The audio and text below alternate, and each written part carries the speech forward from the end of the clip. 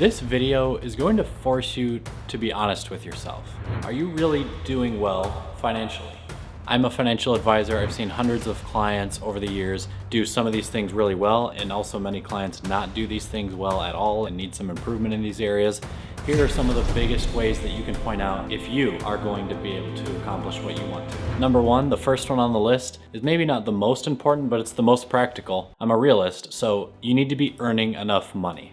There's a lot of talk on the internet about spending a little bit less money here and there on coffee or other things, and those are all good when you're running a tight budget. But the reality is that you're just never going to be able to get to the income levels or the lifestyle levels, and you're also not going to be able to build up to the future goals that you have if you're not earning enough money to be able to do that, especially if you're not earning enough to just meet your minimum expectations. There are some easy ways to benchmark if you are earning enough money for what you should be earning. You can always compare your annual income to other people in the same age groups in the country that you live, or maybe a better comparison would be to other people who have the same number of years of experience in the field that you work in. But the problem with comparing your income to average wages, depending on how you choose to measure that, is that you're always going to be comparing your numbers to other people's numbers, not comparing your numbers to what you want your numbers to be. You want to be able to define if you are doing well financially by understanding what it is you want to be able to do.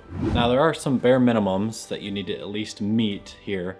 It's not appropriate to say, my expectation for income is that I only have to work 10 hours a week and whatever I earn from those hours is success to me and I'll just make it work on that. It's very unlikely that you're going to be able to make that happen unless you've built teams and processes around you that generate income while you're not during your working hours. But truly, your personal goals for today and for what you want to do in the future, those are what should determine if you are earning enough based on what you want to be doing in your life. I know many people who have never made more than $50,000 or $60,000 in a given year, but they did a lot of retirement savings throughout their lives, so they retire with over $1 million at age 65, in some cases well over $1 million, and they're able to carry out their dreams that they've always wanted to later on in life when they get to that point. Now, if you want to be traveling the world before age 65, then you really start getting into some of the definitions of what I'm asking about. What is your definition of success? Because you're going to need $10,000 if you're going to spend a month away from work or something like that. So you have to have the income around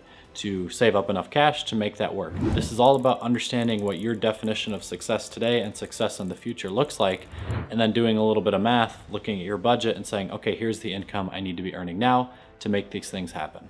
The second way to measure if you are actually doing well financially is by being honest, again, about your financial intelligence. This is a little bit different from your regular intelligence or your emotional intelligence. I'm talking about what is sort of a psychological, but also a little bit of accounting that has to go into understanding your financial situation. The reason this is partly psychological is that, yes, you need to understand the reality around your numbers, but you also, very importantly, need to understand the feelings that are associated, your own feelings associated with those numbers and how those numbers changing make you feel. To give a couple of examples, let's say you earn another $500 in a month from a project you were working on and sold, or a service that you provided someone, and that was super exciting to you. Or similarly, that didn't make any difference to you in your head. Those are two very different feelings that could come from the same financial impact to your situation. So understanding motivates you in earning these other areas of income. And then if the motivation isn't just the money, figuring out a way to link your true motivation, maybe it is, traveling, figure out a way in your mind to link the work you're doing today to the ability to travel later this year or further down the road in the future. That will help align your feelings with the facts in what you need to accomplish in your situation in the current moment. The way that your brain is motivated is an important next step in this same conversation, because it's almost impossible to build strong financial intelligence, as I'm calling it here, without being motivated by making good financial decisions. If you're someone who's only motivated by the things you want to do or the things you want to buy, if you dig down deep, you might be actually motivated just by spending money. Some people are very aware of this motivation that they have internally, and other people have this but aren't quite aware of it or don't want to admit to it. One example would be the people who use the phrase retail therapy, right? Like if you're feeling bad about yourself or something else in your life is not going well and you're feeling down, you go shopping and spend some money and that's supposed to provide you some type of therapy.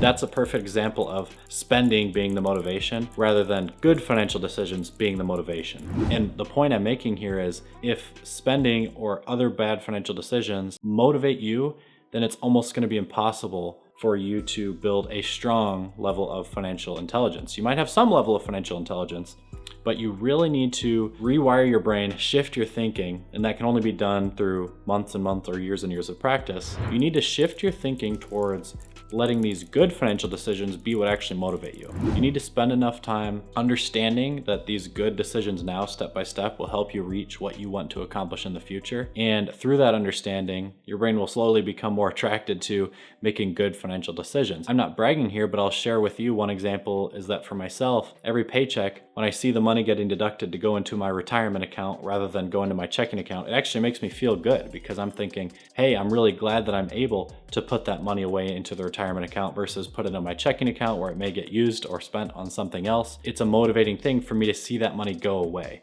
So that's a good example of the framework that you need to get in. Make sure your motivation is aligned with good financial decision making, and that will really improve your financial intelligence. The last point on financial intelligence might sound funny to many of you, but I have seen some people who are confused around the area of what a solid foundational base actually looks like. And so maybe they are motivated by these smart financial decisions, quote unquote smart, and they're saving a lot of money for the future, but they have a bunch of credit card debt, or they're doing other things in their life that cost them more money than they're making, and they're not looking for ways to increase their income. Motivated by the right things, but they're just sort of being blind to their current reality. So there's an important point to be made here about understanding what a solid financial base actually looks like. There are entire other YouTube videos about this one topic. I'll just simplify it and mention that you need to understand your income and your expenses. And of course, the income needs to be more than the expenses. The after-tax income needs to be more than the expenses at the end of the day. Because if you're spending more than you're actually bringing in, you're just going into debt and building up that debt over the months and years. And then secondly, you want your assets to be growing by more than your liabilities. That is, anything that you own or things that you're building up to own in the future, that needs to be growing at a better rate than any debt that you may have. You can't be taking on new car loans, more things on credit cards that you can't afford, such that your debt is actually piling up faster than the things you own, because you'll eventually go bankrupt doing things that way. Your income won't even be able to afford your debt payments, let alone your expenses. So these things that may seem easy to some of you, others of you need to hear this said out loud, that focusing on the basic financial foundation before you get into building other areas of wealth is important too, to actually have a good financial intelligence. And finally, the very best way to measure if you're actually doing well financially is to see if you are building wealth for the future. Sure, it can be awesome to make a big sale or have a big commission or something like that and generate this big one-time income and then spend it on a trip in Vegas, but that's not financial success because it was just translated to a little bit of fun, not anything that can benefit you in the future. There are a handful of ways to build wealth, and they're all generally easy to measure. The most straightforward way, I mentioned I'm a financial advisor, so to a hammer, everything looks like a nail. The most straightforward way is just saving money into retirement accounts. That can be 401k, 403b, 457 plan. Those are all plans in the United States that people would use. Different countries have different names for these types of deferred compensation plans. All these things that take money out of your pocket today, hopefully invest those dollars in something that's going to earn you a pretty good growth rate. And then later on in life, age 50, 60, or 70, something like that, you start taking money out of these accounts. Those are all ways that you can put away income or dollars today to build wealth for your future. Those are the things that I talked about as potentially being fun. You can look at these accounts grow. Now, the stock market goes down some years, so sometimes these accounts are going to go down, assuming you have them invested in stocks or stock-related holdings. But the point is, when you're contributing, and most years when the market is growing, sometimes you'll see really big jumps in the numbers on your wealth as you build these types of accounts up, and that can be really fun and really motivating.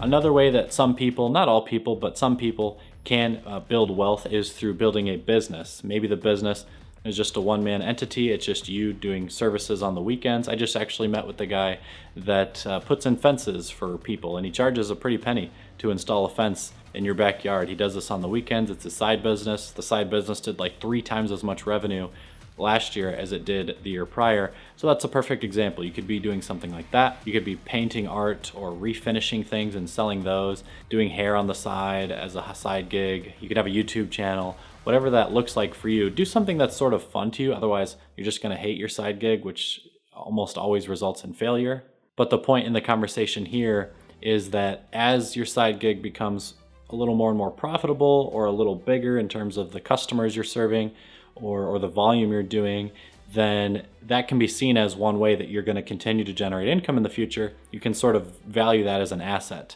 and mark it down on paper and watch the value of that sort of asset grow as time goes on. And you will know through that, you'll be able to then measure through that growth the positive financial impact that this business or side hustle is having towards building up your wealth.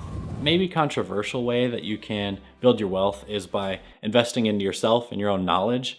Now, if you're like a bricklayer actually doing a trade for 6 months to learn how to lay bricks, that's a perfect example of this, but that's really short in duration. You could become a pretty good bricklayer probably in like 6 months.